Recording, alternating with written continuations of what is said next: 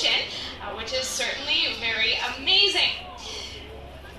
You might be wondering if there are new things to learn about the Arctic, considering we have been doing research there for a number of years, and the answer is yes. And to put it into perspective a little bit, the human body has been studied in depth for about 2,300 years, yet just last year, a new ligament was discovered in the human knee. If we're still learning about our own bodies, imagine what we have yet to learn about belugas and their Arctic home. One fact is clear, and that is that the Arctic is changing, and humans are causing that change. Scientists predict that based on trends from the past 34 years, the Arctic may be ice-free in the summer months. Now, to some of us, that does not sound like a very big problem because we love summer and we like melting ice. But there is a problem with this in the Arctic because it shrinks the amount of food available there.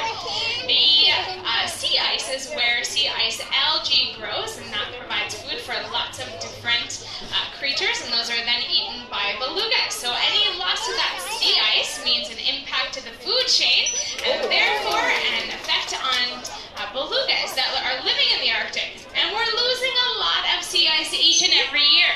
I know that some of you are from Switzerland and some of you are from Vancouver Island. It's actually an area that is larger than either Switzerland or Vancouver Island of ice that we're losing each and every year.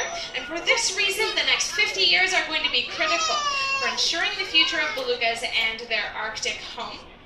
Because unfortunately, evolution has not prepared belugas for this changing climate. Instead, they are well adapted for life in a cold climate. And you're getting a close look at a beluga here in Gila if you are sitting in the splash zone. And on that note, I'm wondering what words you would use to describe a beluga. So feel free to shout those out. Cute and white, yes, definitely. And perhaps one of the things that makes them cute is the amount of blubber that they have on their bodies. And being blubbery and white are adaptations to the Arctic. And belugas have a variety of adaptations that have allowed them to survive there.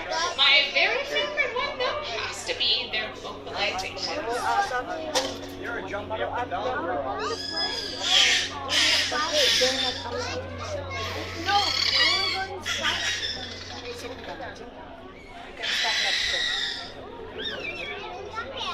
Let's give the belugas a big round of applause for this vocalization.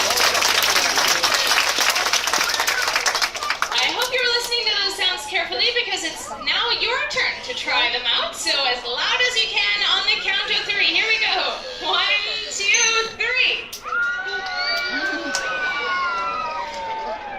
All right, good try, everybody.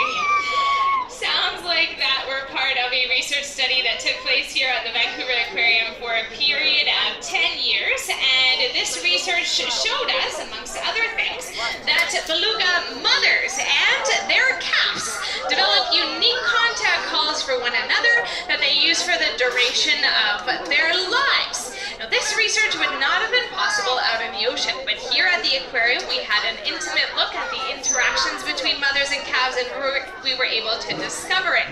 Since then, we've heard the same kinds of sounds in places like Churchill, Manitoba, and the St. Lawrence River, and this summer we had the opportunity for the very first time to send researchers to the Arctic to listen for these sounds in pristine ocean habitats and to find out more about how humans' activities and increased shipping traffic may impact belugas there.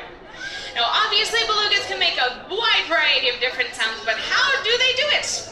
Well, if you look at their foreheads, you'll notice that they move. And what is moving here is their melon. It is a fatty substance surrounded by muscle, so the belugas are able to manipulate their melon to make all of those different sounds. What is important about any beluga adaptation, whether it is their melon or their color, all of these suit belugas to their Arctic home, and as we have seen, their Arctic home is changing very quickly. Belugas are important to people in the Arctic as a food source and to signal changing seasons, and they are extremely important to us here at the Vancouver Aquarium as well. And so, we are now uniquely poised to continue our tradition of Arctic research, which has been taking place for about 50 years now.